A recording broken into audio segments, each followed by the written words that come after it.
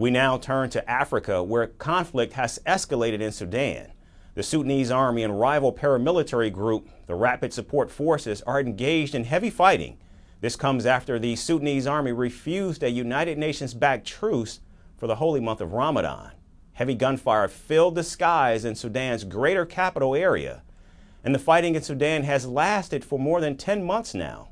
The leaders of the Sudanese Army and the paramilitary forces are vying to become leaders of the North African nation. The latest skirmishes took place in the city of Omdurman, which is separated from the capital city of Khartoum by the Nile River.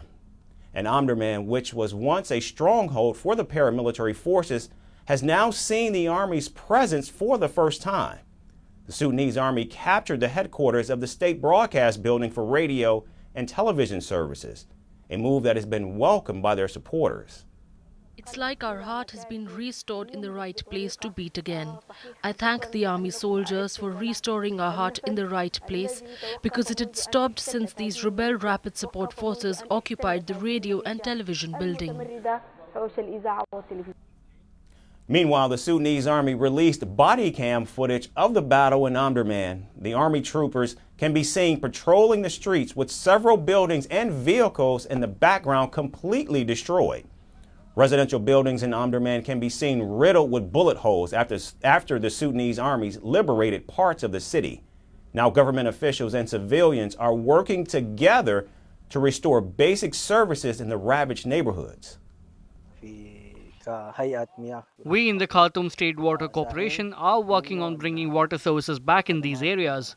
In general, the destruction is huge. It needs a lot of effort from us for the people to get together and help each other, so that our brothers who used to live in these areas to come to their homes. God willing, we will try to bring back the services.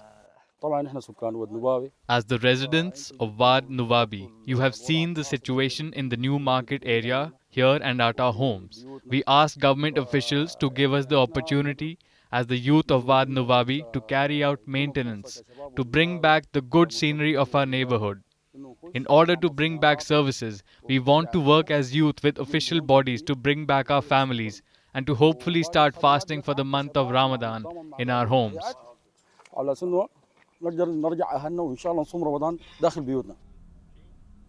For much of the conflict, the Sudanese Army had been on the defensive after suffering heavy losses in the initial months.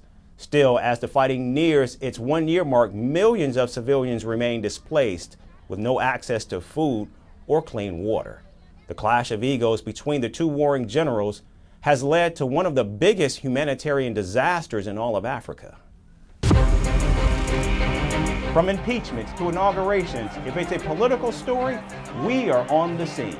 The race for the White House is heating up. We're beating Biden. How dare he say that? If it's breaking news, we're live with the latest coverage. From the White House, the State Department, and Capitol Hill, we know the issues, but above all, we know the players to bring you the latest in-depth analysis on all the key stories that we're covering.